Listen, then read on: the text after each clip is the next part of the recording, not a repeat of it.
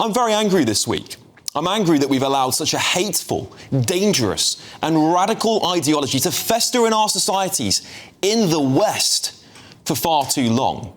The assassination of Charlie Kirk, a man whose only crime was to sit and debate with young people politely, respectfully and intellectually, was slaughtered because I think the intolerant left just couldn't beat him with words and ideas. Tens of thousands, maybe hundreds of thousands of leftists celebrating the death of someone, a young father of 2 children, butchered simply because they disagreed with him, because they couldn't beat him.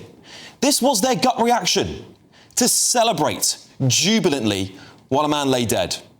Let's all join hands and bow our heads in thoughts and prayers for Charlie Kirk. Thoughts and prayers for Charlie Kirk. Thoughts and prayers, thoughts and prayers. That's sick, isn't it? It's sick. I cannot express the danger these people pose to our democracies. These are not people you can negotiate with. Their ideology is not one you can debate.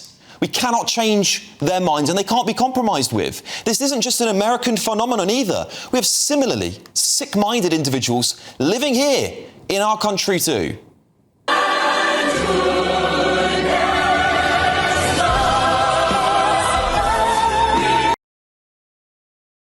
Well, the left will never admit that they have a problem. They'll play down the radicalization of the man that killed him. They'll even try to lie to you and say it was a Republican Christian. They're already doing it.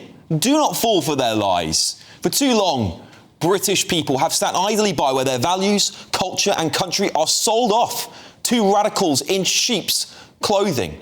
You're called Islamophobic for pushing back against radical Islamists.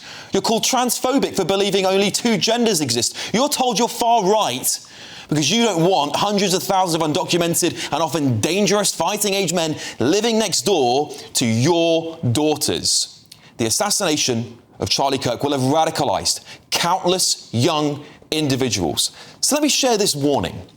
What comes after Charlie Kirk will be far worse than the left have accounted for. It's more important now than ever that people look at Charlie as an example. Fair, free, intellectual, respectful dialogue between those that disagree with one another. It's time more people use their voices, put their heads above the parapet, like the far left have been doing for decades now, and started fighting back for the values and for their country. Using the internet without a VPN, a virtual private network, is a bit like taking to the road without car insurance. All it takes is one unlucky moment to cost you a lot of cash.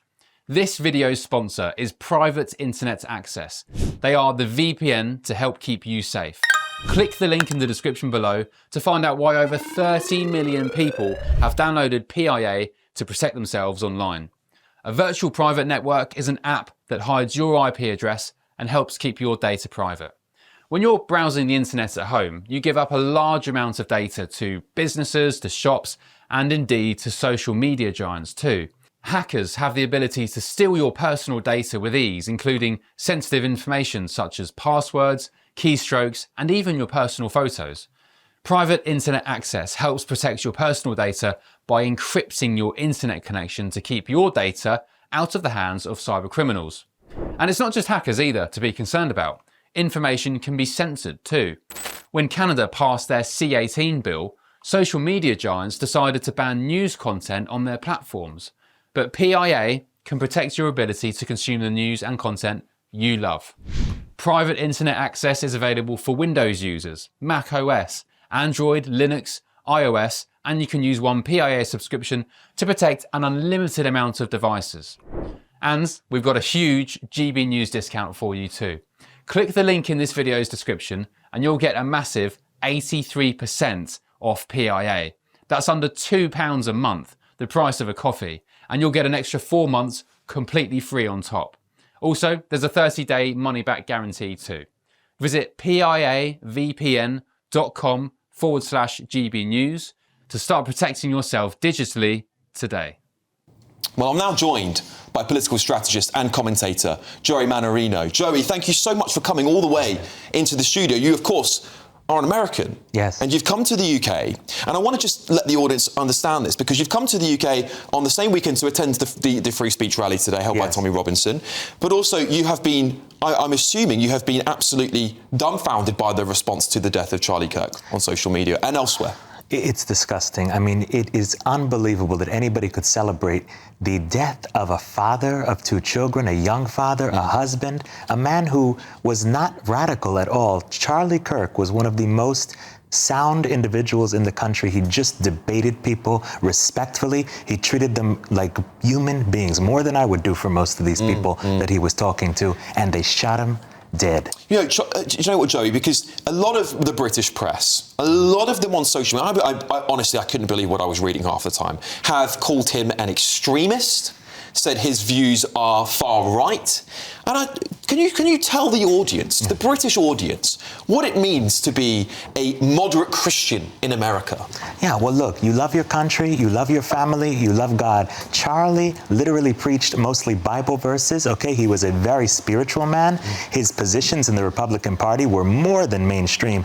Many people criticized him on the right for being too moderate in reality. So for them to say that this man was a far-right extremist, they have no idea what those words actually mean, and they've taken those words and made them mean nothing. Because what comes next in the wake of this is going to be very extreme. Yeah, and Joey, that's my biggest concern here. My biggest concern, this is a man of Charlie Kirk who was renowned for putting his head above the parapet, going and sitting in public, so people could touch the man if they wanted to, right? That's how, I mean, despite having hundreds of millions of followers across, goodness knows how many platforms, this is a man that still decided to do that. Now, they've taken that away. They've destroyed that. What is the fear on the other side of the spectrum? Because I hear people pointing to Nick Fuentes as an example of this. I haven't really seen much of his content, I can't tell you. But what is the worry now of radicalization? The worry is that you saw this man get killed in such a public manner. Nobody sees that and is the same. People in the country, nobody's in the mood to unite right now. There's a lot of the politicians saying, let's unite. Nobody wants to unite. You can't unite with people who want to shoot you dead. So right now, there is a very strong division in the country, and it's going to be that way for quite some time. The right wants to defeat the left, and there's absolutely nothing else that there is to do right now. And Joe, just before we move on, because I want to bring the rest of my panel into this discussion about Charlie Kirk, I just want to get your quick take on what happened today at the Freedom of Speech rally held by Tommy Robinson. What was your impression as an American about that whole rally today? Yeah, I saw, a bunch of people who truly loved their country, people who really just want to see the United Kingdom be united once again. I see the media talking about there was a lot of violence. I saw none of it. I saw nothing but love, nothing but patriotism, and I was moved as somebody who doesn't understand all the intricacies of the UK's culture, just to see how that man led that crowd through the day. It was very inspiring to me. I was extremely touched. Well, Joe, stay part of this debate because I want to open it up to the rest of the panel here. So I've got with me Westminster City Councillor for Reform UK, Layla Cunningham, journalist and broadcaster Linda Juby, and political commentator Matthew Stadlin. Layla, I'll start with you because you are actually a councillor in the heart of this capital where this protest was happening today. But of course, we go back to Charlie Kirk for a second because there's a connection here, isn't there? And I saw a lot of people with Charlie Kirk placards at this event today because it's touched millions of people. We've had vigils not just in London last night, but around the world. What does it mean that we've lost such a man who would debate so openly like that? I think what Charlie Kirk, he spoke to young people who felt betrayed. He told them, you don't have to be ashamed to be a man. You don't have to, there's no such thing as toxic masculinity. You don't have to be ashamed to love your country, to be a patriot, to defend your country. And you don't have to be ashamed to value family and faith. And he was a man very attached to his faith, and I respect that very much, and family. And that didn't sit well with the left, obviously, or that didn't sit well with some people. And I don't think it's about left or right anymore. I honestly think it's, and I hate to use the word overused common sense, it's literally wanting law and order, secure borders, freedom of speech, to be able to say what you want, because disagreement is democracy, right? We have to disagree. And to me, that's what he represented. Linda. So, Joey, where do you think we are in comparison to America? So, the UK, I'm not from here, so I can't necessarily say, but I think the thing in the UK and in many countries in Europe. I don't see families splitting over politics, whereas in the United States, people won't speak to their sons and their daughters if they are of the left or of the right. And I find that to be horrible. I think when you lose your family over politics, that's awful. I don't know that that's happening here so much. I know in the US, the left is extremely radicalized in our country. Yeah, and Matthew, just to bring you in on this as well, because there is a sense of radicalisation. And I say this because I believe there is a radicalisation on both sides of the spectrum, and that's what I'm worried about. You know, we have had, I think the radicalisation of the left has been going on for a very, very long time. But now I feel this is a turning point in which there will be a radicalisation of the right. I'm obviously much more familiar with British politics than I am with American politics. But let me just reiterate what I've already said on this channel about the brutal killing of Charlie Kirk, that it was an act of evil and should be, as I immediately said, universally condemned. Now, I strongly disagree, as it happens, with some of the things that Charlie Kirk said and stood for. I can label some of them now if you feel it's appropriate, but he's just been murdered, so it might not be appropriate. I said a prayer for him in that short period of time when we didn't know whether he was going to live or die. As far as radicalisation is concerned, where there is radicalisation, it needs to be called out, whether that's on the left, whether that's on the right of politics, whether it's Islamic extremism. And I've certainly seen extremely concerning radicalisation on the right, in parts of the right, in our country. That needs to be as firmly called out as the radical left. Some things I would take issue with very quickly. It's been said that they killed him. Now, I think that we all have a responsibility with our speech and the words that we use, including on social media. That goes for all of us. So calling people Nazis who are not Nazis, if you are on the left, that is, in my view, wrong. You call me calling people traitors, as some on the right do, about people on the left who stick up, say, for refugees, is also wrong and should be called out. Why did you call when someone, we must be really careful to use this awful phrase of the Overton window. Is that the right phrase? It's the right phrase, yeah. It's a phrase we're coming to use more and more. When someone is Islamophobic, when someone, I'm not talking about Charlie Kirk here, when someone is Islamophobic, when someone tries to whip up hatred against Muslims, we need to be strong enough to continue to call that out for what it is. Layla? Matthew, that's all very well and good, but you called me hard right, and when I asked you why you called me hard right, you said because, and I quote, you encourage peaceful protests at migrant hotels, and you said those were their homes. Yet you've just said on this show that you find the boats dangerous. Why do you find them dangerous? I didn't say the boats were dangerous. Yes, you said you have to stop the boats, they are dangerous. It's really dangerous because you, I'm afraid, lied about me on social media after we engaged and after we had a... Let me make my point. You called me hard right. No, you said I called you far right, which I did not. Far right, hard right.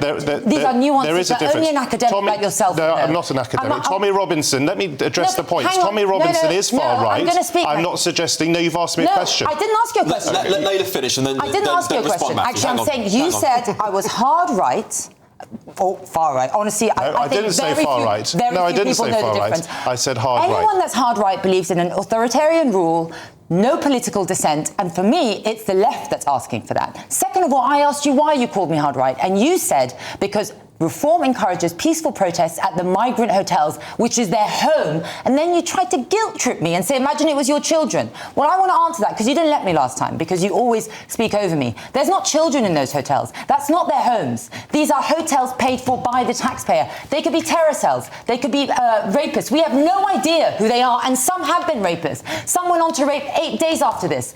And you call me hard right for being opposed to that. Would you like your child, would you like your wife and your child to sit in a hotel next to that? No, you wouldn't. I think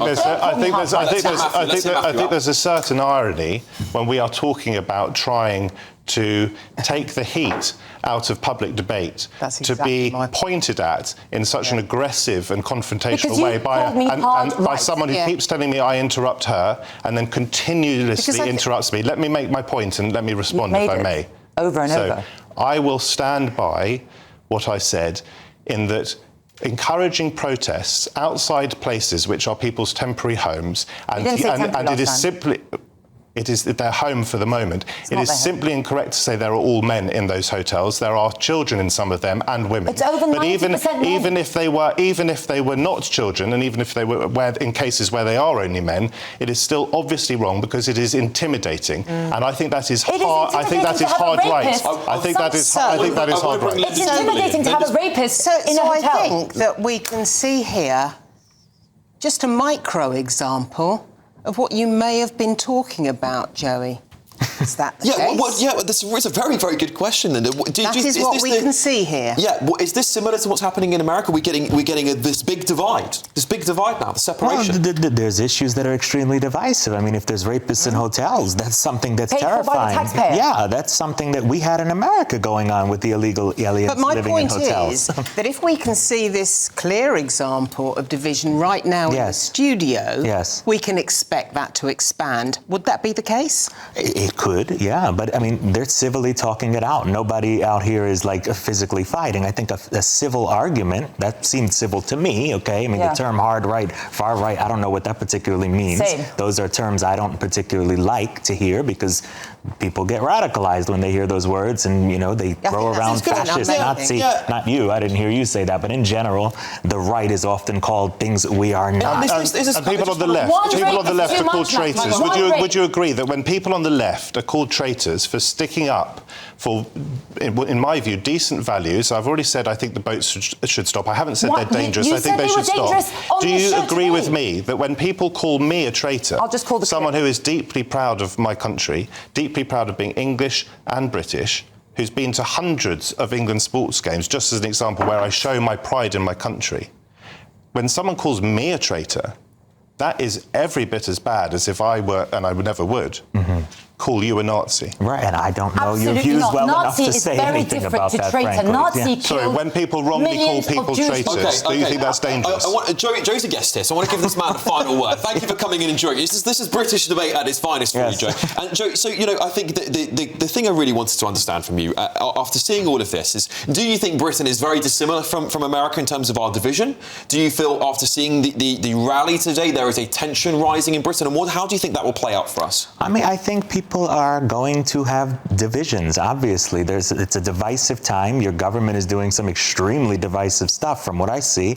The migrant issues, they're boiling over all throughout the West. It's not just in England. Europe is on fire too. You cannot continue to import people from all over the world and not have any clue who they are and expect native citizens to just say, yes, welcome, when these people have no interest in assimilating. Could it be as bad as America? Could it be as bad as America? Of course. I mean, things could obviously. America had a lot of division. Now the country is like on fire as well because of Europe is this not on fire rhetoric. and Britain is not on fire. I have to leave it there, unfortunately.